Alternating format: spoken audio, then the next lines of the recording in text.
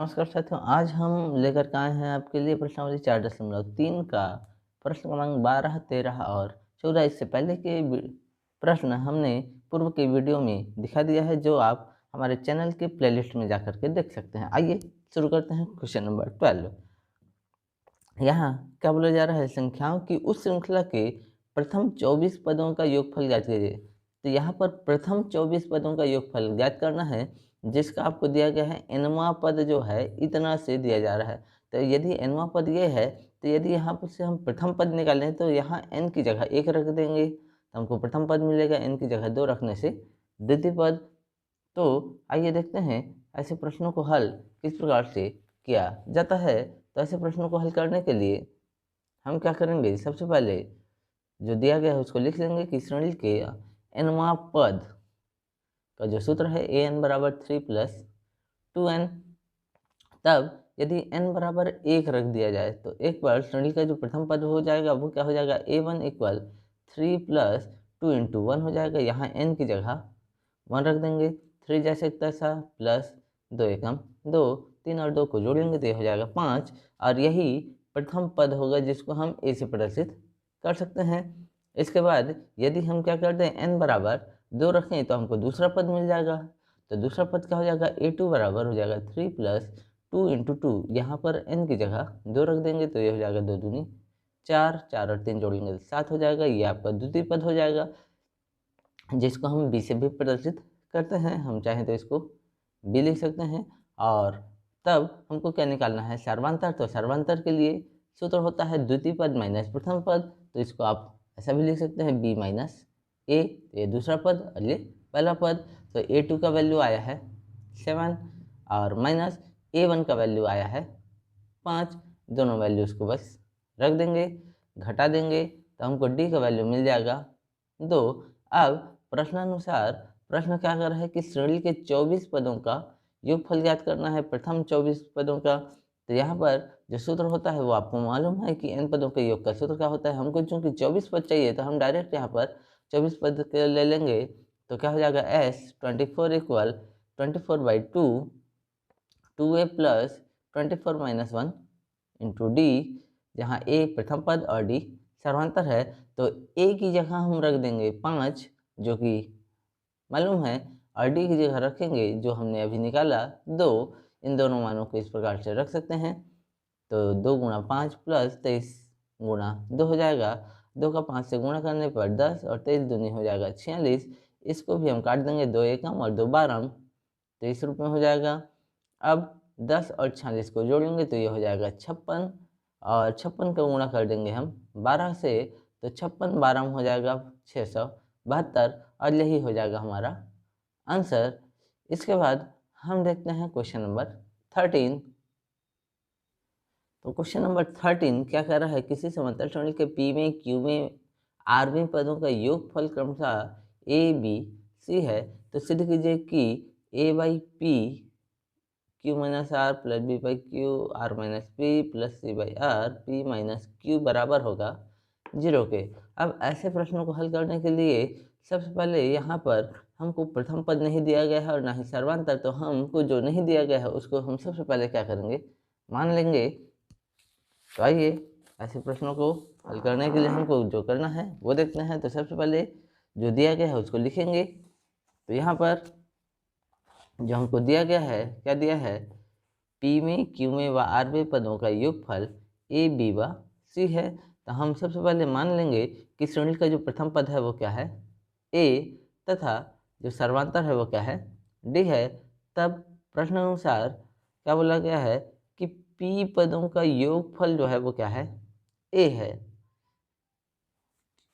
तो यहाँ पर चूंकि योगफल का हमको सूत्र मालूम है, क्या होता है, P/2 2a plus P minus 1 D। तो ये इसका योगफल चूंकि एक बराबर है तो इसको हम नाम दे देंगे समीकरण 1। इसके बाद हम देखेंगे अगला। तो P पदों के योगफल के बाद आते हैं हम Q पदों के योगफल में। तो Q पदों का जो योगफल है वो हमको क्या बताया गया है,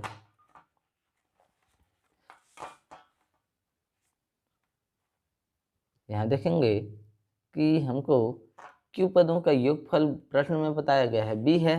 तो यहाँ पर फिर से वही सूत्र लिख देंगे, q/2 2a plus q minus 1 D, और ये बराबर होगा b के, इसको नाम दे देंगे समीकरण 2। इसके बाद प्रश्न में ही हमको दिया गया है कि आरवे पदों का योगफल जो है कितना है, c है। तो यहाँ पर भी हम क्या करेंगे, बस सूत्र को रख देंगे। तो क्या हो जाएगा, r/2 2a plus r minus 1 D, ये इक्वल होगा c के, और इसको हम नाम दे देंगे समीकरण 3। इसके बाद हमको जो सिद्ध करना है उसको लिख देंगे। तो हमें क्या सिद्ध करना है, a/p q minus r plus b/q r minus p plus c/r p minus q, ये बराबर है 0 के। तो यहाँ पर हमको क्या करना है, समीकरण 1 में हम देख सकते हैं कि a है, समीकरण 2 में हमको क्या मिल गया है, b, और समीकरण 3 में क्या है, c। तो इस a, b और c के मान को यहाँ रख देंगे, a की जगह, b की जगह और c की जगह। तो उसको यहाँ लिख सकते हैं कि समीकरण 1, 2 व 3 से a, b व c के मान रखने पर, और जब मान रखेंगे तो ये क्या हो जाएगा, ये देखेंगे। सबसे पहले जब मान रखेंगे तो काम हमारा बढ़ जाएगा, क्या हो जाएगा, p जैसे का, जो हमको सिद्ध करना है उसको देखेंगे। यहाँ पर a है, a की जगह हमारा जो समीकरण 1 है, यहाँ पर क्या है, p/2। तो ये p/2 हम जैसे का तैसा रखेंगे। अब जो हमको सिद्ध करना है, उस सिद्ध करने वाले में भी बाई में p है, तो ये बाई का p रहेगा। इसके बाद जो हमारा समीकरण 1 है उसमें क्या है, 2a plus p minus 1 D, तो उसको लिख देंगे। उसके बाद जो सिद्ध करना है उसमें क्या है, q माइनस r, इसको लिख देंगे। इसके बाद देखेंगे यहाँ प्लस है, तो प्लस b, तो b का मान हम रख देंगे समीकरण 2 से। तो समीकरण 2 हमारा क्या है,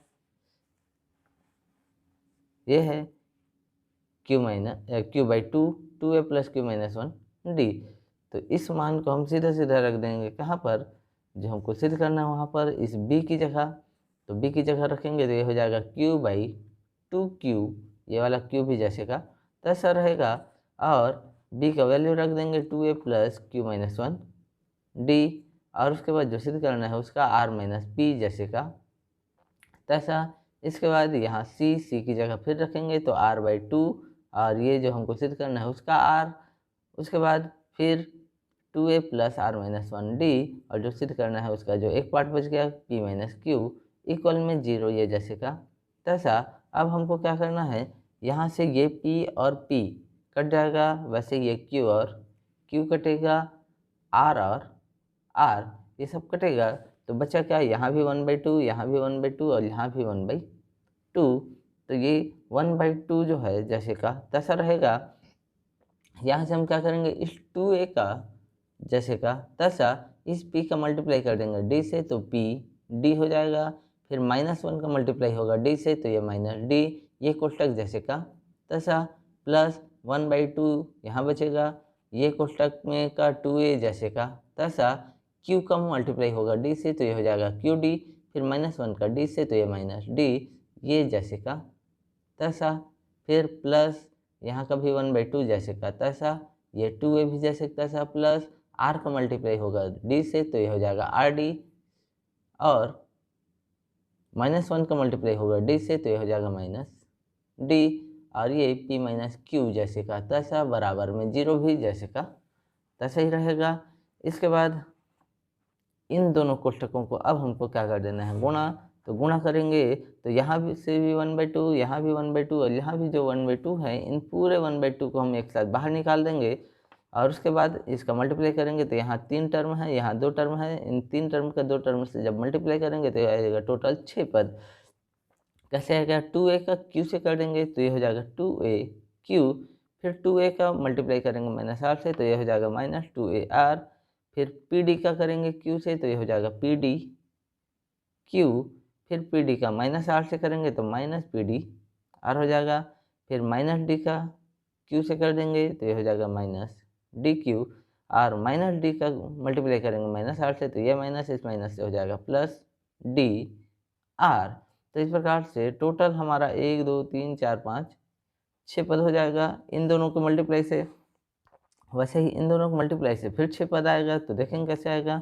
2a का r से करेंगे तो ये हो जाएगा 2ar, फिर 2a का ही मल्टीप्लाई करेंगे पी से, तो ये हो जाएगा -2AP, फिर क्यू डी का मल्टीप्लाई करेंगे आर से, तो क्या हो जाएगा QDR इस रूप में, और फिर QD का मल्टीप्लाई करेंगे P से, तो ये हो जाएगा PDQ इस रूप में हो जाएगा, फिर -D का R से, तो ये हो जाएगा -DR, फिर -D का इस -P से, तो ये माइनस इस माइनस से हो जाएगा +PD, तो ये यहाँ पर भी आ गया आपका 6 पद।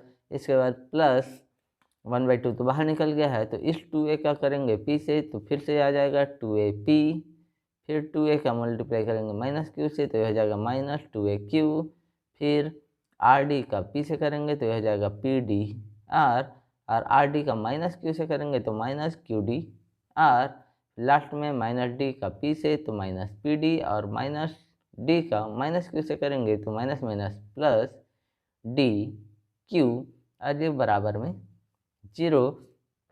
अब यहाँ तक होने के बाद आपको क्या करना है, सेम पद देखना है। तो सेम पद आप देखेंगे 2AQ, सबसे पहले यहाँ 2AQ जो कि प्लस में है, और हम देखेंगे कि ये जो 2AQ है यहाँ पर ये माइनस में है। तो सेम आपको देखना है, वैसे ही देखेंगे -2AR है और यहाँ पर +2AR है, एक माइनस में है और एक प्लस में है।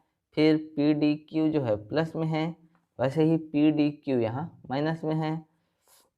फिर PDR माइनस में, और यहाँ PDR प्लस में, -DQ है, और ऐसे ही और DQ होगा, ये लास्ट में है तो ये प्लस में है और ये माइनस में है। DR प्लस में है और यहाँ DR माइनस में है। फिर 2AP माइनस में है और ये 2AP प्लस में है।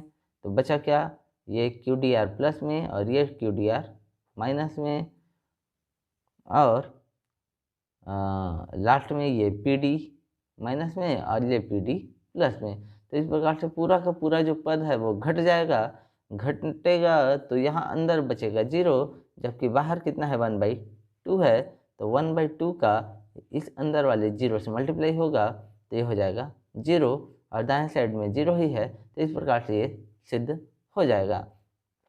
इसके बाद हम आते हैं क्वेश्चन नंबर 14। तो क्वेश्चन नंबर 14 क्या कह रहा है, ये देखते हैं।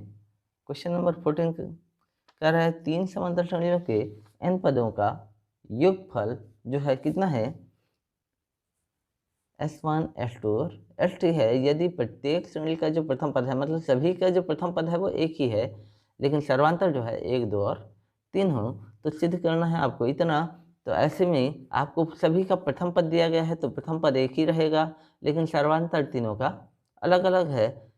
अब ये सभी n पदों के योगफल है, मतलब प्रथम श्रेणी का योगफल S1, द्वितीय श्रेणी का योगफल S2 और तृतीय श्रेणी का योगफल S3 है। तो ऐसे प्रश्नों को हल करने के लिए आपको क्या करना है, जो दिया गया है उसी के आधार पर आगे बढ़ना है। तो किस प्रकार से इसको हल करना है, आइए देखते हैं। जो दिया है उसको लिखेंगे कि 3 समांतर श्रेणी के n पदों का योगफल जो है क्रमशः कितना है, S1 S2 और S3 है, तथा प्रत्येक श्रेणी का जो प्रथम पद है वो क्या है, 1, और सर्वांतर जो है 1, 2 और 3 है। तो अब हम जानते हैं कि समांतर श्रेणी के n पदों के जो योगफल का सूत्र होता है वो क्या होता है, Sn = n/2 2a + n-1 d, ये सूत्र होता है, जहाँ पर a क्या होता है प्रथम पद और d क्या होता है सर्वांतर। अब जब ये होता है तो हम प्रथम श्रेणी के n पदों का योगफल प्रश्न में दिया गया है S1 होगा, तो यहाँ पर S1 बराबर क्या हो जाएगा, जो योगफल का सूत्र है उसको लिख देंगे n/2। अब देखो यहाँ a जो है प्रथम पद है, और हम जानते हैं कि सभी पूरे श्रेणी का जो प्रथम पद है वो एक ही है, तो यहाँ एक ही जगह हो जाएगा 1 + n-1, और d प्रश्न में हमको दिया गया है कि प्रथम श्रेणी का जो सर्वांतर है वो 1 है, तो इस प्रकार से यहाँ 1 रख देंगे, 2 का 1 से गुणा, तो ये हो जाएगा 2 एकम 2, n-1 जैसे का तैसा कह दें, या 1 से मल्टीप्लाई करेंगे तो वो तो नहीं होगा, तो यहाँ 2 में से ये 1 घटेगा, तो ये हो जाएगा 1, तो यहाँ बचेगा 1 + n, ये हो जाएगा आपका S1 का वैल्यू, आप चाहें तो इसको समीकरण एक नाम दे सकते हैं।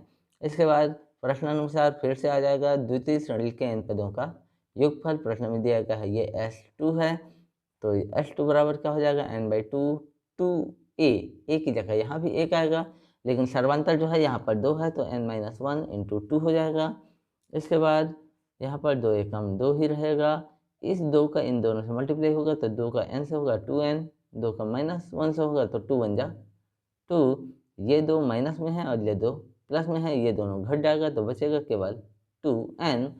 हम चाहें तो इसको नाम दे सकते हैं समीकरण 2। इसके बाद प्रश्न में आपको तीसरे श्रेणी के n पदों का योगफल दिया गया है कितना S3, तो उसको भी लिख लेंगे। और तीसरे पदों का जो योगफल होगा वो क्या हो जाएगा n/2 2a, यहाँ पर भी a की जगह 1 n-1, और यहाँ सर्वांतर जो है कितना है 3 है, तो इस 3 का फिर इन दोनों से हम क्या कर देंगे मल्टीप्लाई, तो और 2 1 जा 2 ये जैसे तैसा प्लस जैसे तैसा, 3 का n से करेंगे 3n, 3 का -1 से करेंगे तो 3 एकम 3।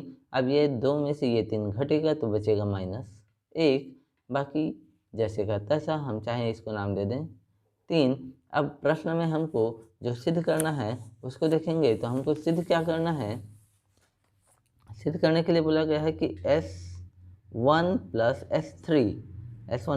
S3 बराबर हो 2S2 के। तो जो हमको सिद्ध करना है उसको हम लिख लेंगे इस प्रकार से। हमको जो सिद्ध करना है उसको लिखते हैं S1 + S3 बराबर में 2S2। तो यहाँ पर हम क्या करेंगे S1 S2/S3 के मान रख देंगे, और मान रखने पर हमको क्या मिलेगा उसको लिखेंगे केवल। क्या हो जाएगा S1 का वैल्यू जो है n/2 1 + n प्राप्त हुआ, प्लस S3 का वैल्यू क्या मिला n/2 3n-1, और इक्वल में S2 के जो वैल्यू है उसको रख देंगे, तो 2 × n/2 × 2n। यहाँ भी n/2 है, यहाँ भी n/2 है, दोनों जगह से n/2 को हम क्या कर देंगे उभयनिष्ठ निकाल देंगे, तो यहाँ बचेगा 1 + n, ये प्लस जैसे का तैसा, और 3n-1 ये भी जैसे का तैसा हो जाएगा। यहाँ पर क्या होगा ये 2 और ये 2 कट जाएगा तो बचा 2, और ये n का इस n से मल्टीप्लाई होगा। अब आप चाहें तो इसका n का n से मल्टीप्लाई करेंगे तो इधर n² हो जाएगा, यहाँ ये -1 और ये +1 ये दोनों घट जाएगा तो बचा 3n + n, मतलब ये 3n और n जुड़ करके हो जाएगा 4n, 2 एकम और 2 दूनी के रूप में कट जाएगा तो यहाँ बचेगा 2, और इस n का n से मल्टीप्लाई हो जाएगा तो ये हो जाएगा n²। तो दोनों साइड 2n² और 2n² प्राप्त हो गया, और यही आपको सिद्ध करना था। तो आप लिख सकते हैं प्रूव्ड दैट। आशा है कि ये क्वेश्चन आपको समझ में आया होगा। यदि ये क्वेश्चन और वीडियो आपको समझ में आया तो इस वीडियो को ज़्यादा से ज़्यादा लाइक, सब्सक्राइब, शेयर और कमेंट्स ज़रूर करें। धन्यवाद।